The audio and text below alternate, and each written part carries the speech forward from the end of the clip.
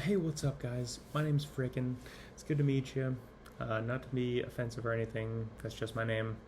I like to use it in a productive way. Like, we're gonna get some things done. So, good to meet you. And I just wanted to do a breakdown today of an anime that's getting a little bit popular. Or it's not an anime, it's actually manhwa, which is pretty much the same thing as a manga, but it's from Korea. So this is from South Korea, and I want to say it was made in 2019. Um, so it's still relatively new. I think it's getting an anime soon, so it's going to be getting a lot more eyes on it in the next year or so. It was also translated as Only I Level Up, which I personally don't think is as cool as Solo Leveling, but oh well.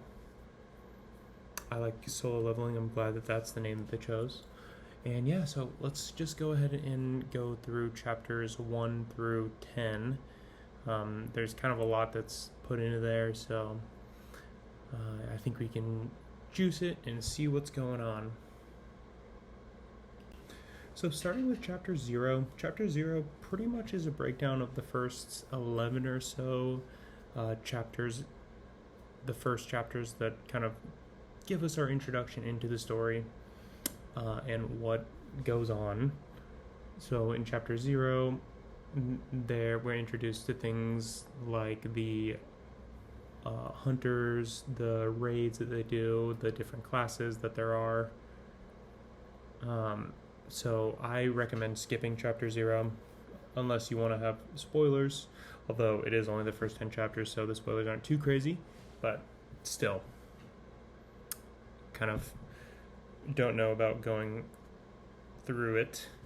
All right, so let's go ahead and break into chapter 1. So in chapter 1, it looks like in the prologue in the beginning, it kind of is a little bit of foreshadowing. It shows the main character Sung, and he's pretty much in a bad position. Like, he has a sword, he's pointing it up at something that looks like big monsters, and it just all around looks like a pretty bad position to be in. And then it introduces the main setting, and it's in Korea. And then it cuts over to our main protagonist, which is Sung. He has a longer name, but Sung for now. And it pretty much just shows him like walking to work like a regular day. He's going to a construction site where there's this thing called a gate there, and the gate's basically where the hunters, who are the people who go in there and clear the gates, they just go into them, and they're all located at this construction site. We're introduced to some other characters, and possibly a female love interest in the future. So we got Kim, and then we got Bach, and they're pretty much just talking about like their living as a hunter, everything's going, things are good. And then eventually we are introduced to this guy. He's like the head honcho pretty much. He's like rallying everyone up, saying that we're gonna be going in this cave and doing this raid, and it's gonna be so easy. And that's exactly what he does. He just riles these people up, including Sung, and they go ahead and leave into this raid hole.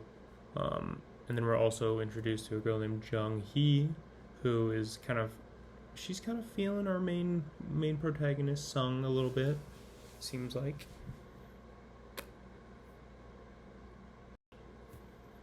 Getting a little bit into chapter 2, it starts out with our group, the first group that we're introduced to, who are going into the gate.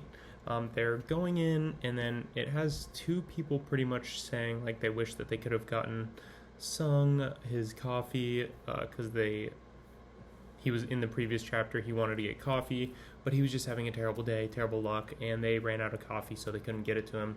Maybe a little bit of foreshadowing. And then they're even saying that the dungeon is very weak, like everyone's gonna be fine, probably except for Sung because he's always getting injured, and of course, just like clockwork, our man Sung is immediately getting healed by Jung Hee.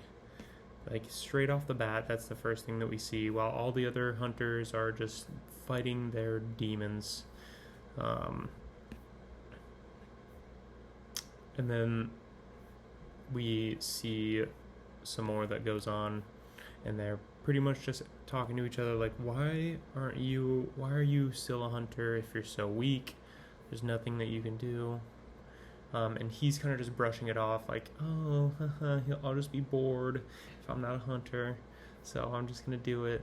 And in the background he's saying like he doesn't want to tell his real information because that would just be embarrassing and, you know, time and place type thing. And yeah, they're just pretty much joking. And just easy work. All the guys who were going through the dungeon had no problem whatsoever. They just went through. And then this dude in the vest, he yells out at the group that he found another entrance. So another entrance in this gate or dungeon. And they decide to take a look at it and investigate.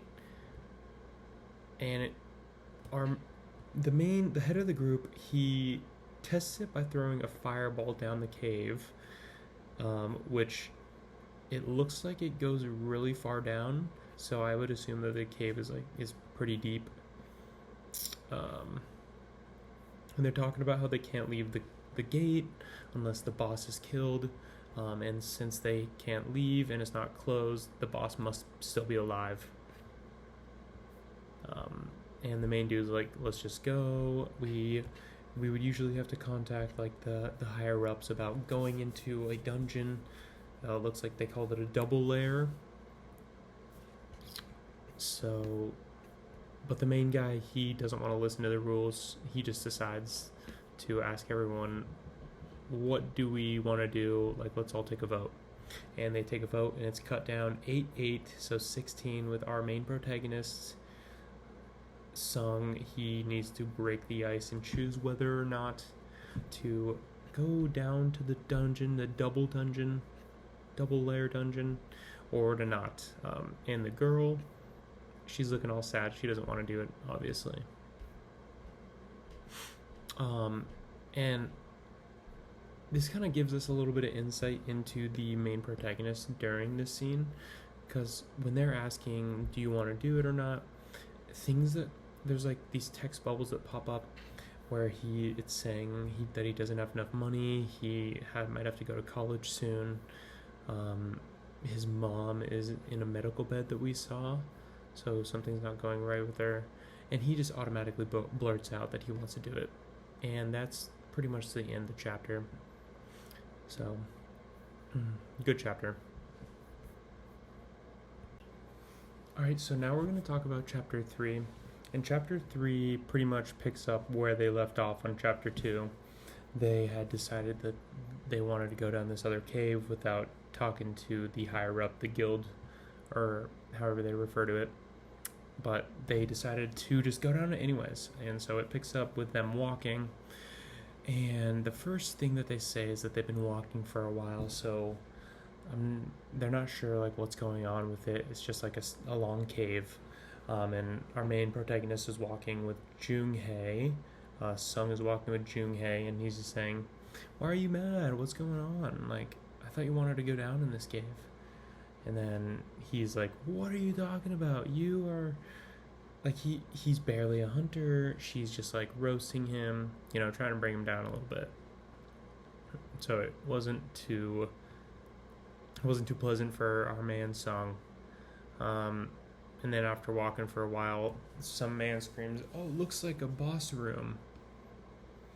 So they get to the boss room, or they're outside the boss room, and they see this big door. It looks like a fancy castle door. And then they just decide to walk in.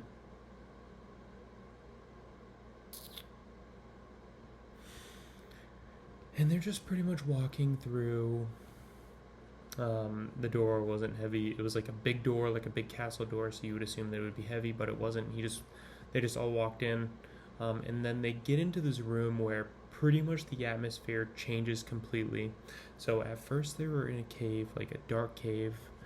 If you've ever been like inside like a bear cave or something, it's dark. And then so they get to this room. It's pretty much like an open coliseum. Like it's just completely open. And then there's like torches and stuff, like blue fire, and then there's these statues that are sitting around in a circle, and it looks like this has been here for a while without it being touched. Like there's moss on the wall, and people are saying like, "Oh my gosh, this like the air is so stale in here. What's going on?" And we're getting these pretty cool shots of these statues that are in this room. Like there's a ton of them, like in armor. A lot of detail. Looks like the artist put into the statues. And then there's one. It looks like the main one is just sitting on a throne with these lines that are coming down its eyes and this 1,000-mile stare. Which I gotta give it to the art style in this. The art style is really nice. I like the eyes so far. Sometimes they do look a little bit like they're doing the opposite of cross-eyed, like lizard eye a little bit, but it's still good. It's like one frame so far that I've seen. And yeah, so they're just kind of looking through this room.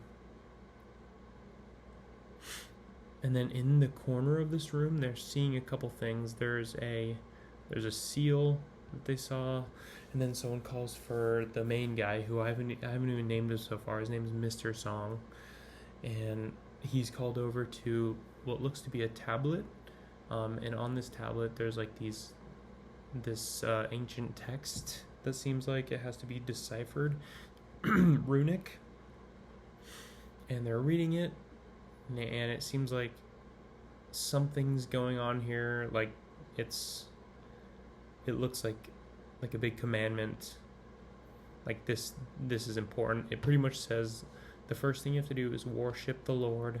The second is praise the Lord. And then the third is to prove your faith. So this is very vague so far. I'm not exactly sure. But right at the end of when it says the third is to prove your faith, Junhee, the female love interest, she looks at the big statue and says that the eyeball just moved to look at us. So that's really creepy. Like, what is the eyeball moved? So everyone's doubting her, like, what is going on? And then all of a sudden, it seems like the atmosphere changes. There's like a cold breeze. Things seem quieter. And then at the end of Mr. Song keeps reading it, and at the end of the text, it says that those who do not follow these commandments will never return alive. And it says that in all red text. And then automatically the door closes. And people understandably start to freak out a little bit. They're like, on the ground, like basically just fawning, just completely razzled. And one big man says that that it was like stupid to even come here. He's got busier things to do. And he just goes towards the door, the one that just closed. And it looks like he's completely writing everything off. The treasure, like everyone else can keep it. The boss, everyone else can keep it. Everything. And he walks at the door, and then you hear a shout from Mr. Song saying, "Don't hold the handle." And just like that, it looks like the statue that was sitting next to the door got up and then swung its battle axe to pretty much take this guy out immediately. Like it looks like maybe his head's cut off or something. But it was quick. So that's the end of the chapter. Big things happened. And it seems like the characters just got a little bit of a reality shock. Like, this is what happens when you mess with the big dogs type thing. And yeah, it looks like they shouldn't have gone in this lair. So we'll see what happens in the next chapter. I'm excited. I don't know how they're going to get out of here. Alright, so getting a little bit into chapter 4. Chapter 4 basically picks up in the same place where chapter 3 left off, so I like the congruity so far. And it starts off just with this very imposing image of the statue that had swung off the other guy who was running, and it's that people are kind of taken in the moment. They're freaking out. Sung is thinking what was the level of the guy who just got one hit, one shot kill basically. He was a D rank, so still low, above Sung because he's just so weak at this point. I assume that he's going to get stronger, hopefully. And everyone is just baffled. Why are these monsters here? These giant statues who they look to be many multitudes of meters high. So I would say in general the small ones, the medium-sized ones, are probably like 6 meters tall. I would say the big one is more towards 20 meters tall. So they're really big, regular-sized people. And yeah, they're just freaking out. I mean, it's a lot to process. These statues just had woken up. They're coming to the realization that maybe the big one is going to wake up too. And what do you think happens? Sung looks at the main one, and it's already staring at him. Now we get a bit of a flashback scene where Sung is saying that he's been here before. Because he is the weakest, he's been able to experience what it's like to be the weakest as well. So that means losing all the time, and kind of having an intuition for things at this point, like knowing how to lose but not die, which right now is going to come in handy. So for most regular sorcerers, it seems like they can make a living off of just doing the hunting and like getting the loot from the gates. They explain how once people do these gates, they can go in there, get like this treasure, trade it for a better treasure. Every monster has like a monster core. You can take those and sell them for like a ton of money. But not Sung. He is taking the selfless approach to life and just taking care of his mother who's in her bed. So all of his money seems to go towards that, and which means he's broke and he's not able to protect himself. And now it's even going a little bit more into how much of a loser he is. People are saying like he just is injured from like these low ranked dungeons, which I don't know if I got into the ranks, but the ranks are kind of similar to like One Punch Man. Like you have the dragon level, above dragon. You have like the wolf level.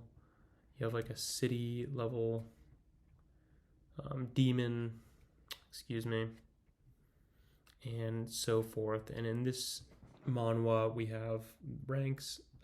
Very easy to explain. It's like you have A level, which, yep, you have B, which is, a little bit lower, C, D, and E, and Sung resides in the E category, so he's the lowest. But then we also have S rank 2.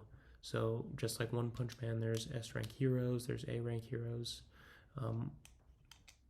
I'm very excited to see the S rank though, whenever they come in.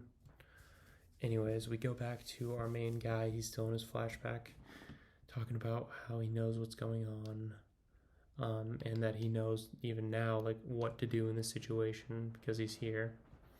So he looks up at the big monster who's still staring at him, and he yells, "Everyone duck," because he has this sort of cognition about what's going to happen, like this battle sense type thing. I mean, he's more useful than the other guy who just got slashed in half. Yeah, so he just yells, "Everyone duck," and pretty much that's what everyone does. People start to duck, but not everyone. So one person got. It looks like a laser came out of the big one's eye, so he's still sitting, but he just shoots a laser out of his eye. And yeah, so because Sung decided to yell duck to everyone, it looks like people made it. We still have Kim and Bok there from the first chapter. And then it goes to some other people where there's just a hand that looks like it's been burnt and electrocuted by the eye laser. The eye laser that came out of the big one, the big statue that's probably like 20 meters tall. And yeah, it looks like there's quite a bit of people who were wiped out with this single attack. Even the female love interest, Miss Juhei, Sung is yelling at her, like, get up, but she is just completely shell-shocked from this incident. She's never seen something like this before. And yeah, so she's on the ground just pretty upset about everything and not able to do any healing. And then for some reason, Mr. Song tells them to not get up. So they right now they're still in a ducked position, and this actually makes sense because of the commandments, the 3 commandments that they went through. Like the first one was worship, and then trust, and then have faith, I think was the last one. So it looks to be something to do with that. And they're pretty much just admiring this big monster, how it's pretty wild, like there's nothing they can do, they can't move. And even Mr. Sung is actually giving Sung a little bit of credit for telling everyone to duck. Like he's actually recognizing him. But then it cuts over to Song, the leader of the group, and it looks like he lost an arm in the incident. But he's all right. It seems like they just put a little wrap around it, and he seems like he's fine. So yeah, pretty much everyone's messed up in this point. A lot of trauma. Right off the bat. I didn't expect that. It's pretty nice, pretty cool. So yeah, the 3 commandments. Oh shit. This room seems to be connected to the 3 commandments in some way. The first one is worship the Lord. The second one is praise the Lord, and the third is prove your faith. They just kind of got into this cave, so it seems like they're in the first part, and it doesn't seem like a coincidence where the first one is worship the Lord, and they're on their knees in a sort of praising position. But they're not completely wiped out yet, pretty messed up, a lot of trauma, and they're talking about each other. They look a little bit like they have some hope in their eyes now. They're not just going to be wiped out, one-shotted. And Sung and Mr. Song are starting to figure things out, it seems like. And that's the end of the chapter.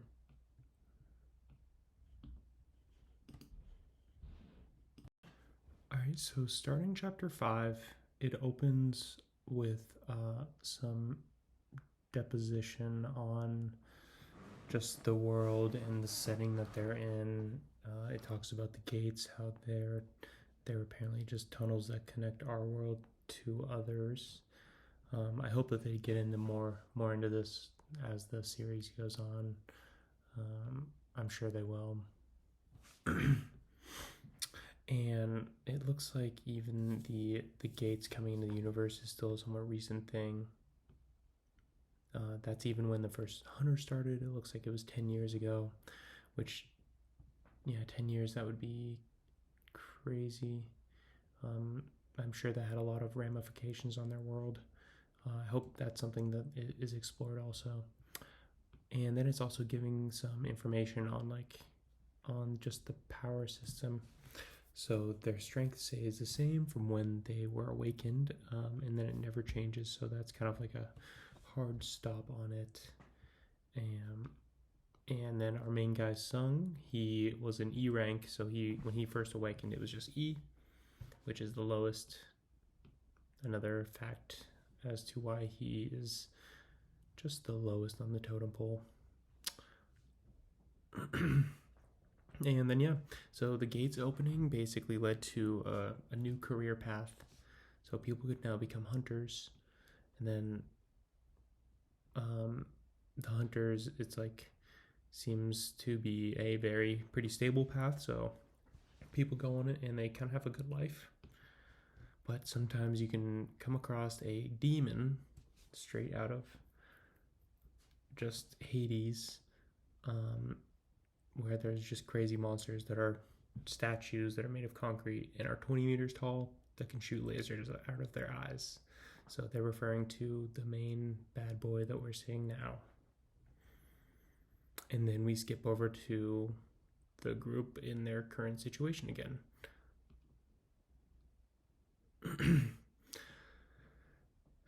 And they're still recovering from the hit that the statue shot at them last chapter. So they had the laser eyes that completely decimated their entire group.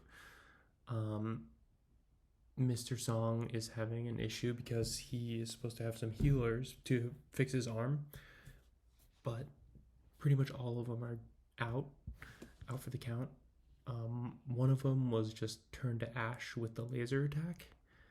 The other one is having PTSD already, and he's just whimpering in the corner. So he's done. And then the last one would be the female interest, Miss Jung Hee. She's also shell shocked, it looks like. Ju Hee. Yeah, so no healing from her either. And yeah, the options are very low. Like, they can't even move at this point, because if they move, the eye laser it looks like it's pretty much as fast as light, and it would, like, all they have to do is look at you and you're turned to ash like the healer.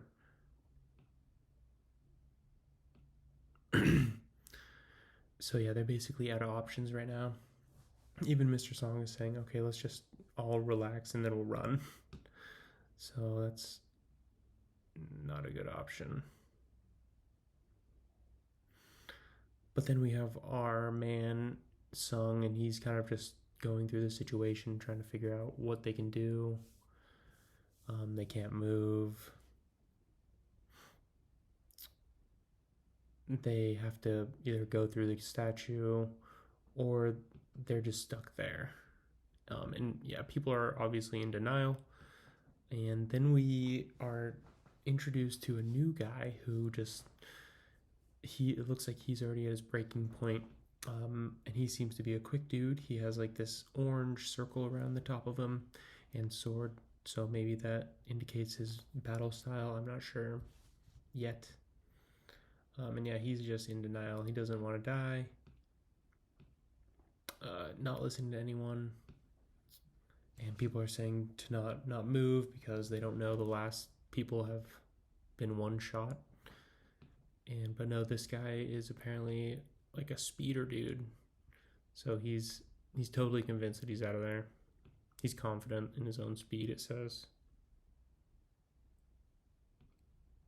So the next thing we see is him just leaping off the ground, like incredibly quick. Like, he has to be going, I don't even know, like definitely Olympic sprinter level speed out of this door, if not quicker. And he pretty much what happens to him, just as we would expect. He is just torn to shreds by the eye laser. All that's left is his shoes, his tennis shoes that are still connected to his feet, and then there's no body. So yeah, he's taken out, and then we get this pretty cool shot of the statue. Everyone's freaking out. This is terrible. And they are basically at the statue's mercy. They're stuck in this ritual, just like Jujutsu Kaisen style. They're just trapped here. There's nothing they can do. They have to complete the ritual. Obviously there's something going on here because the statue didn't immediately bomb rush them. It seems to be at least letting them relax here. And yeah, there definitely seems to be something that they're doing that's causing the statues to chill, to not just immediately aggro on them. And then we see Sung again. He says that there's a rule. He looks over at the commandments, and that's when it hits him perfectly. He asked Mr. Sung what the first commandment is, and it's worship. And then Sung just gets immediately more confident. He looks at the statue and he just gets up and starts to walk towards it. I think he still has to say ducked, because if you go too high it will kill you. But he starts walking towards it with this look on his face, so determined. Even Mr. Song notices this, so he at least he's experienced enough to know that Sung has an idea. And that's where the chapter ends. So yeah, I'm really interested to see what happens. How many more people are going to survive this, and if they're gonna end up killing this person. Obviously reading chapter 0 gave me a little bit of an idea of what's going on, but still good.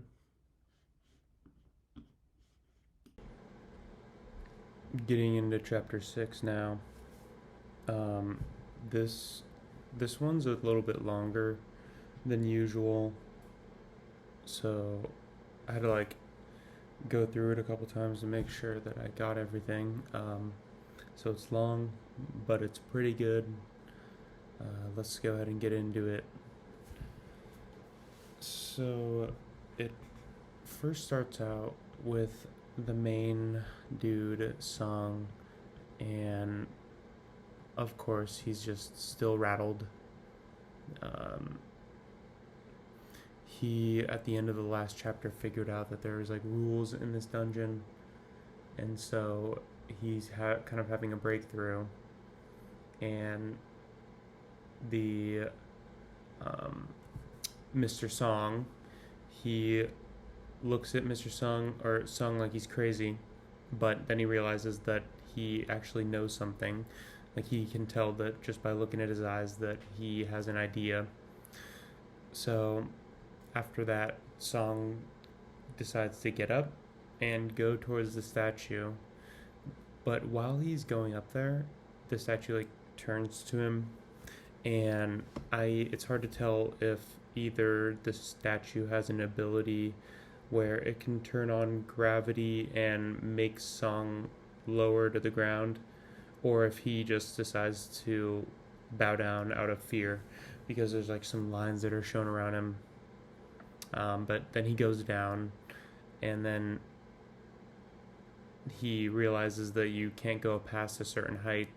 That's one of the rules, because the first rule was, I want to say, worship.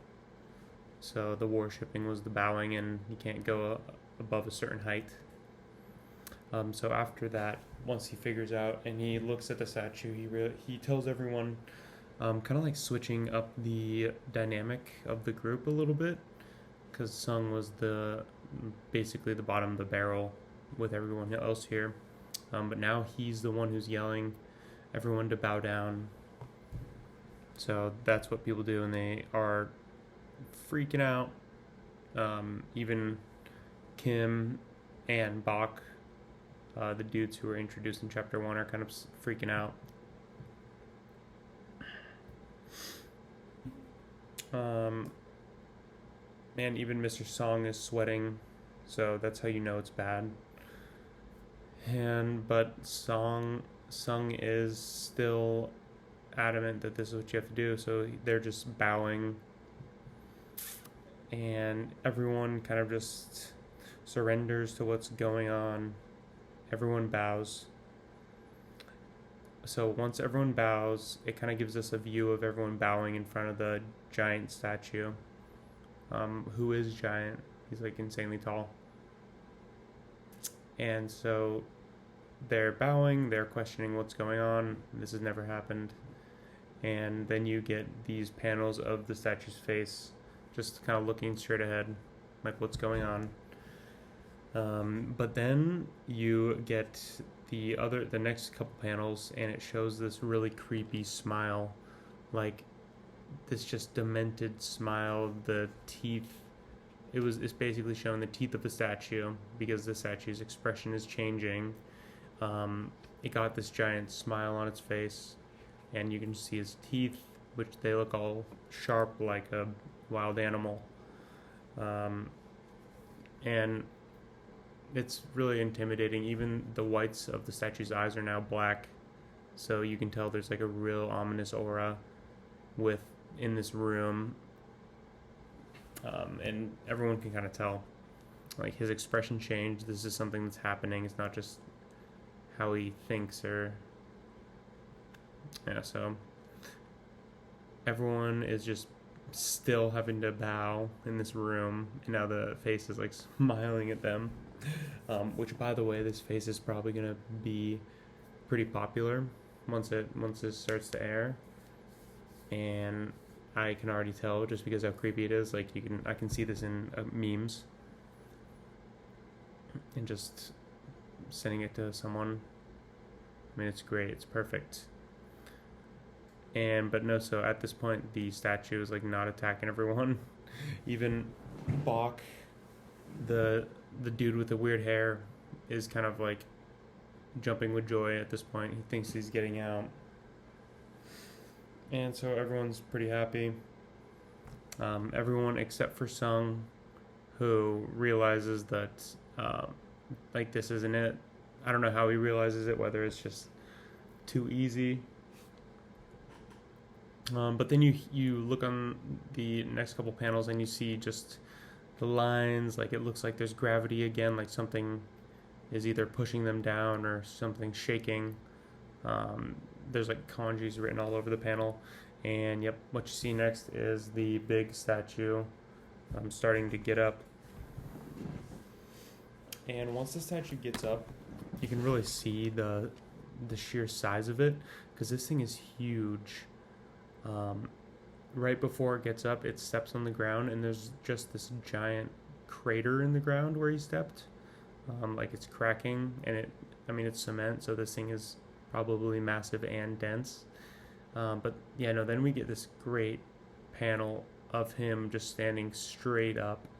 And I think earlier I said that he was like 20 meters tall, maybe like 25. But in this, when he's standing straight up, it looks like he's just either 45 or 50 meters tall. He's massive. Now, so Sung is basically he's again like out of options, like before they did the bowing. And yeah, it's not looking good. Even Mr. Sung is freaking out again.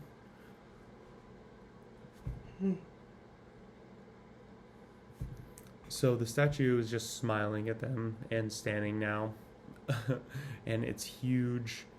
But then it starts to walk towards them.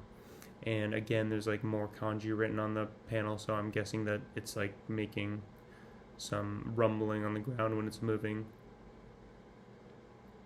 And yep, he steps on the ground. People are kind of like all over the place, like they're getting bent down, and you see the lines, which is indicating like gravity or just something. pushing down on them like a downward force. And of course, Sung, being that he has been in so many bad situations, has very high fight IQ, and he remembers that the dungeon has rules because the first one, which was a warship, he knew that that would work, and they did. So now he's starting to realize that the second commandment, which would have been praise, has to be the next thing that they do.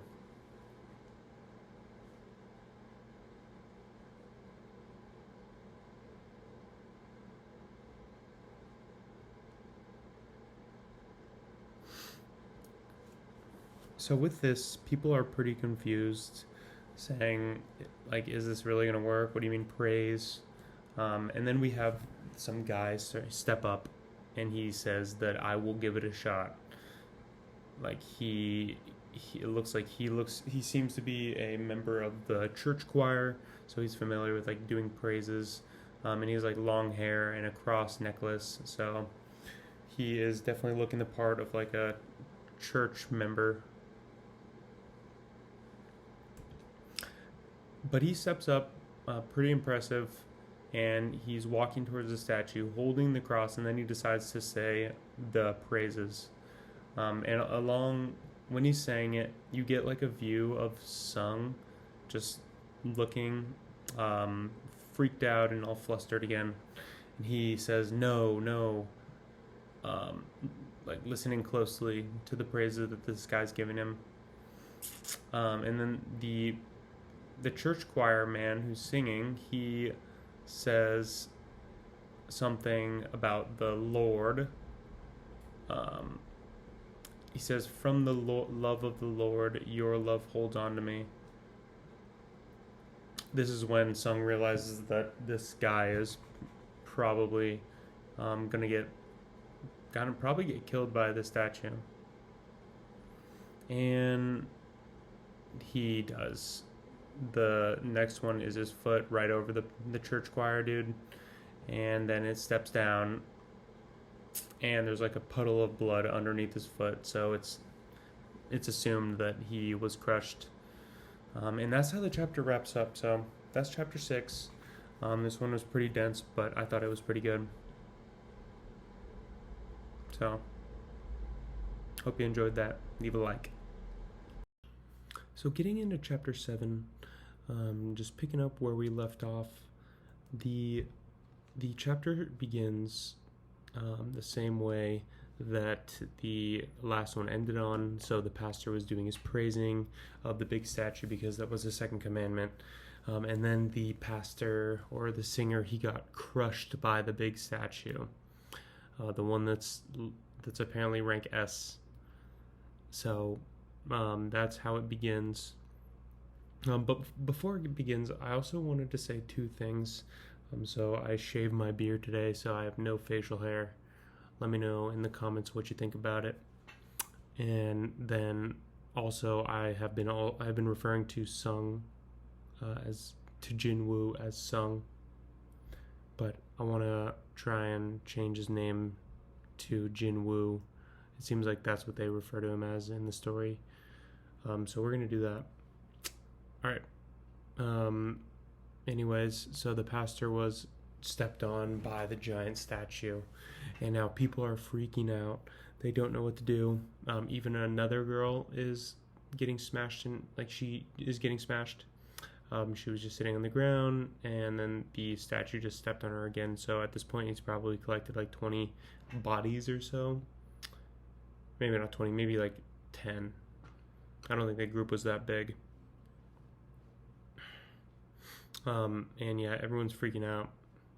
And then there's a flashback to our man Back, who if you remember, he is now starting a family, so he's a new dad, and he just is. There's like a little flashback where he just is thinking about his life, how it's gonna be, and saying how he doesn't want to die here, but it's hard to say if he is having a flashback that is actually meaningful, because right after this he gets in front of a statue, and at this point, all the statues you should just not go near them. And you cut over to Kim, and he says, "Look behind you! Look! Like, get out of there!" And then it shows Bach getting cut in half. So there's just like a straight line right down his body, and he's just getting sliced up. And this is pretty brutal. Like, it even shows him trying to like push his head back together in the right way. And it just didn't work. So kind of brutal. He had a family that he was supposed to go back to. So yeah, that's pretty crazy. I think the author Chu Gong, I think he has an interesting taste, and I like the pacing so far. Just straight into it. So even still, everyone's running away. There's nowhere to escape to. They look behind them, and it has the big statue, the S rank giant 20-meter one. And then in front of them, it has their guards are there. So anytime you go near their guards, they'll just slash down on the ground in a split second. So you have no time to think. You'll just get sliced in half, or like something will happen to you. There's nowhere that's safe. So the only people who are problem solving right now, it seems like, is Sung or Jinwoo, because everyone else is not used to what's happening. He's still the weakest person there is, the guardian that there is. And yeah, he kind of knows what it's like to be on the back foot, unlike everyone else. And so he realizes that out of these statues, there are a couple that don't have weapons on them. Which the ones with the weapons are kind of like the robots that are just instantly slashing down. So if you maybe go in front of the ones with the instruments, they might not smash you, and that's what he does. And that's what he tells everyone to do, and so they do it. And then it cuts over to Mr. Kim, where he is just crying, looking at his bodies, but he's in front of the instrument one. So he's safe. It just kind of paints a sad picture, like a hopeless picture. You can't do anything. You're just sitting in front of this statue. So then after that, Jinwoo and Juhei are both running to a statue, and they both get in front of one, but for some reason, to tell that it's activating, the statue begins to play an instrument or sing, but the one that they're in front of isn't doing that. So they're thinking that probably it's because it only allows one person to go in front of it at a time. And without thinking, which I appreciate, Sung's a real one, Jinwoo's a real one, because he just let Juhei take the instrument statue, and then she was good. It started to sing, and he was running away. Well, as he was running away, the big statue just took a step, trying to crush him. It missed him, but it shattered the ground. This caused Jinwoo to lose his balance, and he landed in front of a shield statue, so one that was holding a shield. And right when he was in front of it, it smashed. He jumped out of the way, lands in front of an instrument statue, and he is presumably safe. So as he's laying there, Juhei runs over to him. She says, "Oh, you're good," but before even finishing her thought, she notices that Jinwoo is missing his leg, and he's like, "Oh, this is going to be a problem." And then the chapter ends. So that's the end of chapter 7. It's still good. All these chapters have been really good so far. I'm having a solid time with these. Hope you are too. All right, see ya. So getting into the next chapter, it's going to be number 8. It starts off where the last one ended. Jinwoo had lost his leg, and Juhei is kind of freaking out, understandably, because he lost his leg. So she's doing some healing, trying to see if she can fix it or just do something. But before she can do like anything substantial. Her nose starts bleeding, and it's kind of assumed that she's hitting her limit. And so the other guys are kind of just saying, poor her, like that's not good. But yeah, I guess Juhei, Jinwoo, he is still alive. He must have not lost enough blood. So now at this point, they're kind of looking over what's going on and all of the tragedy that has become of them. I think so when they went into this cave, they started off with 16 people, and now the number's been cut down to 7. So yeah, they've been pretty cut down. It's not looking good. Not looking good at all. And so now, even at this point, like the 2 dudes, Bok and Kim, only one of them is left. So Bok, he got sliced in half in the last one, which is actually really sad because he had like a whole family that he was excited to get back to. And so Kim is probably a little bit stressed out about that. And he says to Mr. Song that this is his fault and that he's going to have to be punished for it. But I don't know. I think he already lost an arm. So it's kind of weird that he's saying he needs to be punished. Like, just give him a break. Although it is really bad, the whole situation. So can't really blame Kim for that. After this, the statue starts to move. So for some reason, they just assumed that the statue would stop, but it starts moving, and they just start freaking out. So, like, what are they gonna do? What is there to do? Even Mr. Song is asking Jinwoo, like, what do we do? So, yeah, everyone's at a loss right now. It sucks. But yeah, as the statue's walking over, it hits something or like moves or something, and it causes an earthquake. But it's actually not an earthquake. Apparently, there's an altar that just came off the ceiling. It just fell down into the middle of the room. And yeah, they all are wondering what's going on. And I don't know why, but Jinwoo is still the only person who is kind of mindful about the rules of the room, because he knows that this is most likely part of the last one, which is prove your faith. So again, Kim is going at Mr. Song's throat, pretty much. He's just going at it because he instantly pulls out his sword and he points it at Mr. Song, and he says, if someone has to die, what exactly he says is, Mr. Song, that means that we have to sacrifice someone, am I right?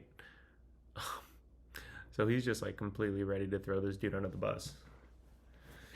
It's not looking too bright. Yeah, if they make it out of this, then I'm sure they're gonna have a friendly relationship. But yeah, it's pretty bad.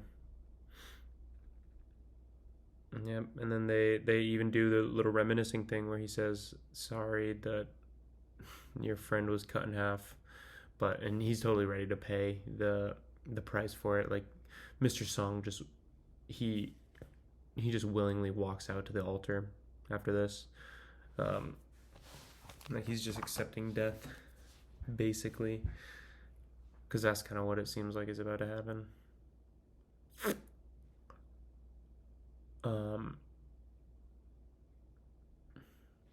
So yeah, Mr. Song goes to the altar.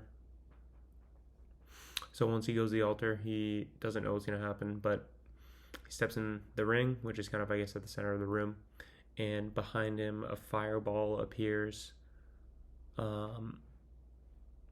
So a fireball just appears and nothing else happens. They aren't burnt people aren't. Mr. Song isn't sacrificed. So kind of like another question, what's going on? At this point, Jinwoo kind of understands what's going on, and he says to take him to the altar. So he wants the other people to lift him because still he doesn't have a leg, so he can't walk on his own. And for some reason, I don't know why, but I feel like I've noticed that the Juhei, she kind of like doesn't say too much, but when she does, she's just freaking out about something. So she's just yelling Jinwoo a lot. And if you think about it, it's kind of reminiscent of Tae Kajimo from Gantz. If you ever read that during kind of like the last arc, all she was doing was just saying Kie, the Kuruno, the main character. Just had to put that in there. It's kind of interesting. I hope that she starts to talk more. But yeah, so he gets taken to the altar, and then another fireball appears. So then they all kind of come together because apparently like everyone has to be on the altar. This is what Juhei said. Jinwoo, excuse me. And then they're all on the altar.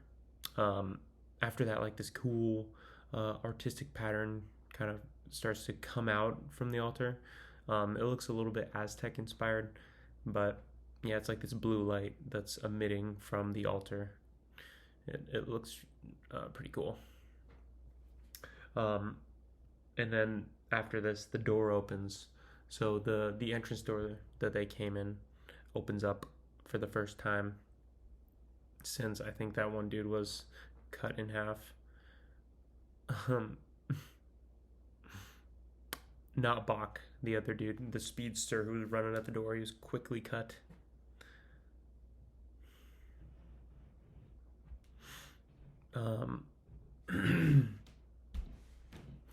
So now they're kind of wondering if they can go to the door.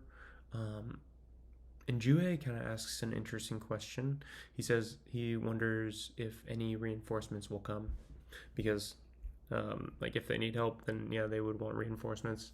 And Mr. Song, since he's experienced, he kind of understands it. He's like, the statues are probably gonna, the statues that aren't moving are probably gonna move before any reinforcements comes, because I guess after 7 days the gate completely opens, and then the monsters are able to wreak havoc in the real world. So they come out of the gates and they are able to cause damage to people. So at that point, if the monsters were released, they would probably be more preoccupied with them than coming to rescue them. So they either have to get out of this alive or not. That's their only option. They won't have any help. So yeah, after that, the door was open, and they're wondering if they can go. But before they can finish the thought, if it's worth it, the statues start to move towards them. So they thought that they were comfortable in this circle, but now they're not. The statues are moving towards them. And that's the end of the chapter. Pretty good. I kind of want to see the monsters release from the gates and go to the real world. That would be nice. I would like the setting. I always like when there's like monsters in the city. I think the Jurassic Park where the dinosaurs were just going through the town and the T-Rex was like roaring into people's windows. That was the best by far. All right, well, thanks. All right, so today we're going to be talking about chapter number 9. This one starts the same way that the others have, so the picks up where the last one ended. This one starts with basically the statues are moving towards them, and they're pretty much at a loss for what to do. They're just freaking out. Uh, Again, it's like a pretty bad situation that they're in. Um, and then Jinwoo, he realizes that if you look at them, if you look at the statues, then they stop walking towards you. So he just tells everyone to do that, and he again is still taking up this captain role, which is kind of interesting. Kind of like it seems like it's backwards already. Um, and also, this is similar to like the weeping angels in Minecraft, which are like the ones that if you look at them, they don't move. If you look away, then they do move, and they get behind you. Yeah, I remember those. Those were pretty freaky. But then after this, there's two people are holding up Jinwoo because he lost his leg in the previous chapter, or maybe the one before that. I'm not exactly sure. But so he has two people, a girl and then a guy, holding him up, and then the girl she breaks because of the situation, like kind of just causing her too much stress, and um, she just decides to completely leave. So remember, in the last chapter, the door was open, and so this girl just, instead of holding Jinwoo, she just dips out. So she just completely leaves the door, and that's it. Everyone is yelling at her like, "Don't leave, don't leave."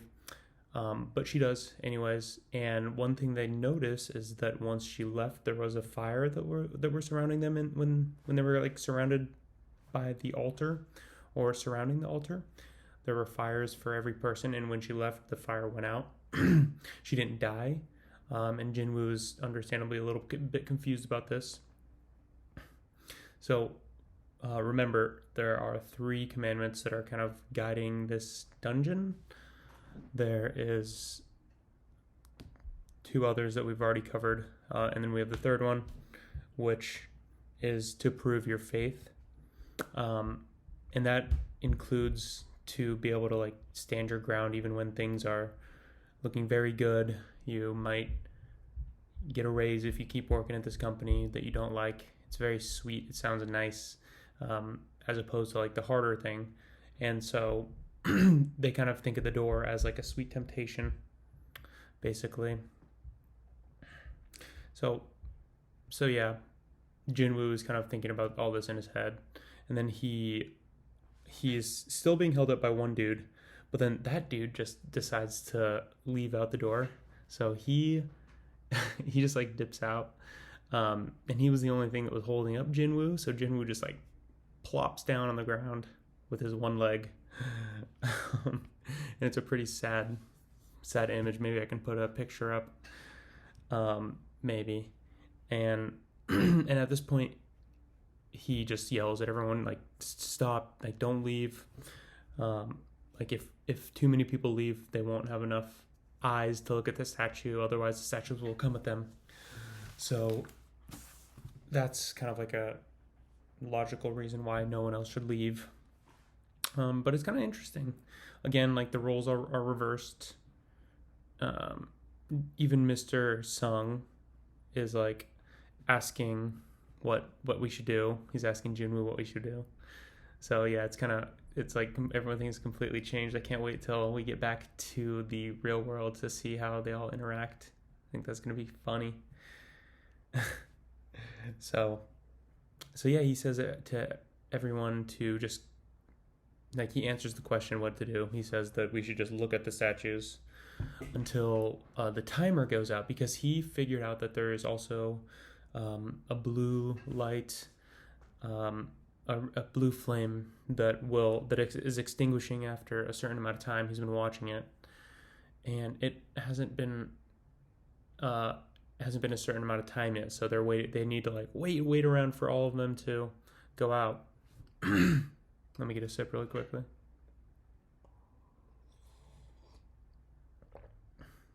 And so at this point, Kim speaks up, and he says that Jinwoo could be right, but also what could happen is the light, the flames could just burn. They could wither and go out, and then maybe the door will close and then they will all die. So Kim, like, he already saw the lady run away last time, and she wasn't killed. She was able to make it out the door, which is like, that's pretty big. And then he asks Jinwoo if he's certain about this. He kind of puts him on the spot and asks him a big question: how certain are you? So what should we do? And it's kind of funny, the face of Jinwoo at this point. You can, like, there's no words on the panel, but you can tell that he looks like a man who has doubts. He's like sweating, his eyes are watering, and it's not a good time for him. So continue on with what Kim is asking. He's kind of like giving Jinwoo a bit of praises. He says, I would have never expected someone like you to be as helpful as you've been. He even starts to like lowbrow him a little bit, saying how he kind of always looked down on him. He never expected anything, like anything from him. But he does recognize that without him, people would have died. And the people who are still there with them are alive because of him. So it's pretty good. He's giving him his what he deserves, his just desserts. He even said he solved the riddles, like the commandments. He was able to figure that out. And even him, Kim, is alive because of Jinwoo. And he says thank you. And Jinwoo looks at Kim and he says his full name. Like, he's really touched by this. He's getting teary-eyed just by the words that he's saying. But then Kim says but, and the next page it says but. But he also has a family that's more important than Kim, or than his decision making as opposed to Kim's. So he says that he doesn't want to die, and that I'm sorry, I can't stay any longer. And then he walks off, and Jinwoo is understandably completely flabbergasted. He just yells, Mr. helplessly. There's nothing that they could do. Just helpless. I feel bad for him. Not only one leg. So he leaves, the flame goes out, and at this point there's like kind of some interesting dialogue that goes on. I think it's an internal dialogue. It's not being said. Jinwoo is breaking down at this point. He only has one leg. He's on the ground. People are leaving. I think there's too many statues for how many people there are to even look at them. So in his thoughts, he says, like in a panel, it just is completely darkness, and it says, thank you. Like, thank you. Then it says, don't make me laugh. Then you running from here will result in our deaths. So this is a bit significant because it's almost like you kind of see a different side of Jinwoo, more of like this gritty personality, kind of like realistic, down to earth, like very, very emotional, but powerful with what he's saying. I think he has a good mindset, and he knows like he's just trying to protect people. So, and also there might be some anger towards Kim at this point because he's leaving, which pretty much means that all of them in the altar room are gonna die. I think there's a lot being said here. So that's pretty much it. The chapter ends with the statues are closing in on them because there's not enough eyes to look at all the statues, and people can't go like lizard eyes to look at them. So it's a bad situation, and our boy Jinwoo is just looking at the ground. He's not even looking at the statues. He's just looking at the ground and completely bewildered about everything that's been going on. And all these double-crossed snakes in the grass. I tell ya. And they're just the mid-level dudes, and they have like this big personality saying that he has a family. Like, oh my god, dude. Yeah, I'm interested to see them all go back to the real world and how they're going to figure this out. So, yeah, that's the chapter. Let's get to chapter 10 next. So, getting into chapter 10, chapter 10 again starts off where the last couple have ended in the same way. So, it's picking up exactly where the last one ended off. Um, and it finished with Jinwoo being pretty broken about everything that was going on. It seems like everyone's leaving him at this point. He's getting to see people's real colors, that the way that they truly think about him, which is pretty sad. It seems like everyone looks down on him. And yeah, he is in a bad state. He only has one leg. So it starts out with Kim leaving the room and leaving all of them basically to die. And why is this not focusing? So yes, basically at this point, Juhei, Mr. Sung, and Jinwoo are the only three people at the altar, and they don't have enough people to look at the statues, which puts them in a very, very vulnerable position with all the statues that are coming at them, where if you stare at them, then they won't move, but if you do, then they don't move, and there's too many statues to look at. So it seems like Mr. Sung, he understands what's going on. If at least there's one person at the altar, then the door won't close, which basically means that other people are allowed to leave.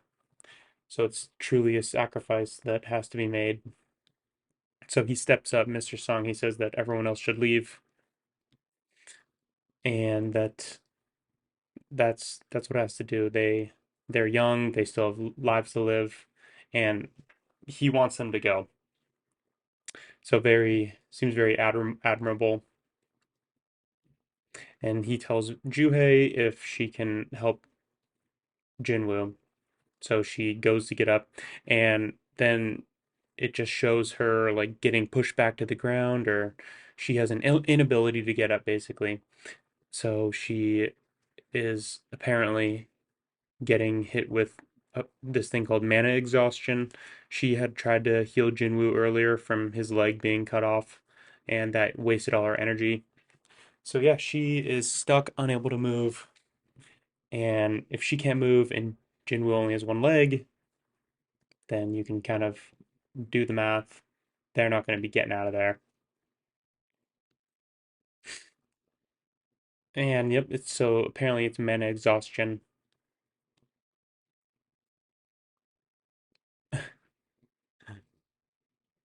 So at this point, Jinwoo is just kind of stepping up again the way that he's been stepping up so many times in this in these first beginning chapters. He says that they should leave, which is the logical thing to do because they still have their legs. They can walk out of there, or at least Mr. Sung can. And he starts yelling, like freaking out, telling them to go because in the image here, it looks like the statues are pretty much only a couple meters away from the altar. Like they are pulling up real quick. So there's no time for thinking, they just gotta go. And so you kind of see like an interesting side of Jinwoo. It looks like he wants to always remain calm under pressure in these situations. Um, so Juhei's yelling at him, saying, "I want to stay with you." And then Jinwoo is all like, "I promised to buy you dinner, didn't I?" Very romantic, very suave. So and then he pulls out a crystal for her, which I think is the crystal core that you get from the monsters once you defeat them. He hands it to her, says, "Eat it first, baby. These are all for you, and I'll get my payment from you when I return." So real class act. And she's crying. Then from behind, Mr. Sung hits her with a little neck chop and it knocks her out. He picks her up, says there's no time, and then he gets out of there. Um, Jinwoo, very accepting, he says, please take care of her." I'm guessing he doesn't assume that he's gonna get out of this. Like, obviously, I don't think the statues are just gonna let him get out and go. And there goes Mr. Sung. So he leaves them. Now it's only one Jin Woo, and he's not even looking at the statue at this point. He's just looking at nothing because he is completely broken. And then it goes into a little bit of dialogue of him by himself. He says, "I'm the only, at least I'm the only one that's dying. Statues are rolling up." And then he makes another joke that's saying how he would have gotten life insurance if he knew that this was going to happen. Classic.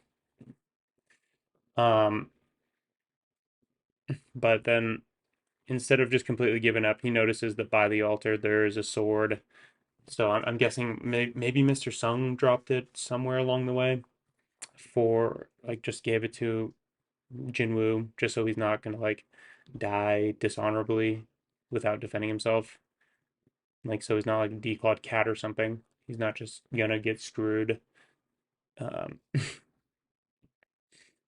and so he grabs it and he's ready for war. He's a dead man walking at this point. Okay. So he says, since it has come down to this, I'm at least gonna take one monster with him. And this panel where he says it is actually pretty it's very cool. It looks like it could be like a cover art. He's holding a sword. His face, he looks completely defeated, but he's still holding the sword. Um, and he's like bleeding out. He is definitely dead. Like no one would assume that this man is coming alive, which I think says a lot about Mr. Sung. He was kind of very quick to get up out of there. Once Jinwoo was like, "Okay, let's go," he probably, I don't know, I don't know. So, yeah, Jinwoo is looking at the statues and he's saying, "Come at me."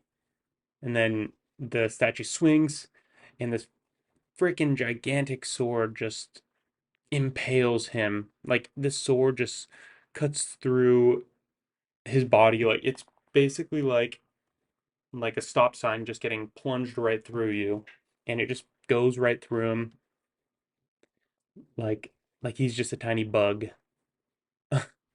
And yeah, he gets impaled by this statue, and he's basically just fish food. The statue literally picks him up, either like throws him in the air or like slams him, but he slams him right on the altar. And it is a sad sight to see, I gotta say. He is just on this altar. It looks like his bones are broken. He can't even move, and the ritual is commencing. So it's like filling the Aztec altar. And yeah, he can't even move. So here's some more insight into Jinwoo's psyche that we get here.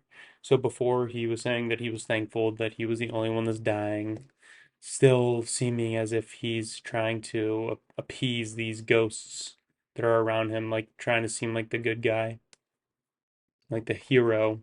But then there's these text boxes that say, I don't wanna die, I don't wanna die.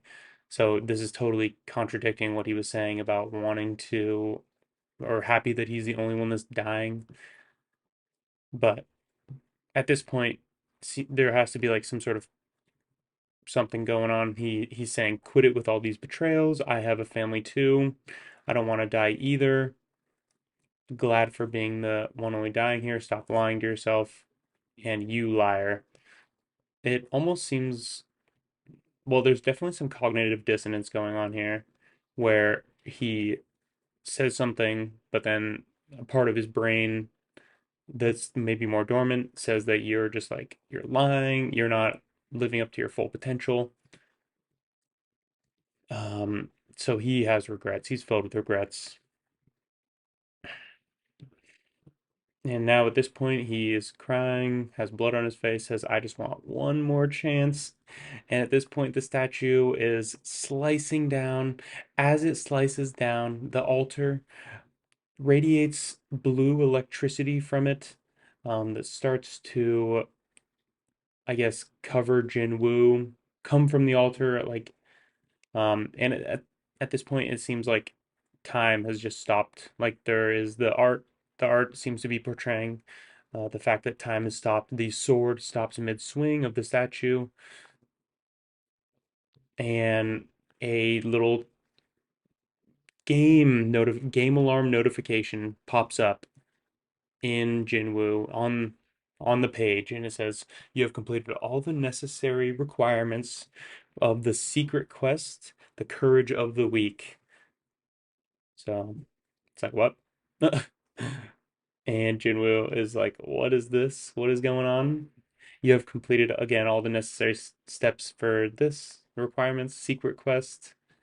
Um, and it even says that there's some sound going on, so I'm guessing that maybe like there's some game sound coming on, possibly like congratulatory music that's being played here.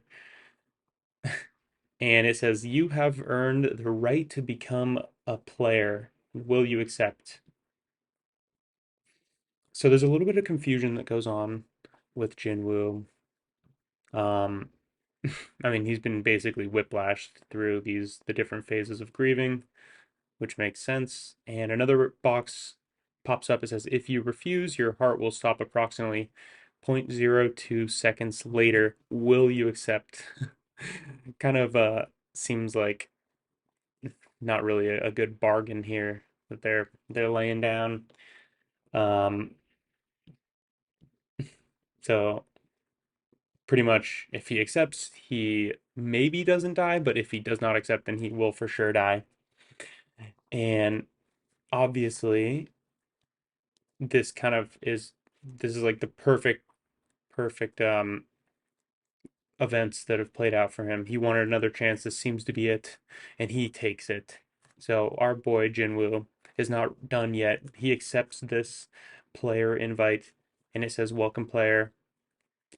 Light seems to flash from Jinwoo and flashes all the way throughout the entire area that they were in this Coliseum. Um, you even see the big statue, the rank S1 possibly, looking down at this light, and it seems that something's happening, something big is happening. Everything is blinding. You can't see it from Jinwoo.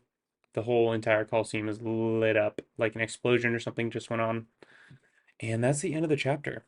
So kind of ends on another cliffhanger. I guess that's how you got to do it though. Um, so yeah, it's a couple things that I noticed was that Jinwoo has this weird mental thing that's happening with him where it seems like he is suppressing his true emotions for some reason. Almost like he is put in a position where he wants to say something to like make other people feel better. Um, but then it also is costing him, which is clearly showed in this chapter because he literally died. Like he was 0.02 seconds away from death. And it was all for just helping these people. Like he didn't have to do this for all of it. He just decided to because he's a good guy. So yeah, I'm really liking the protagonist Jinwoo. And yeah, we'll see what happens. All right, thank you. See ya.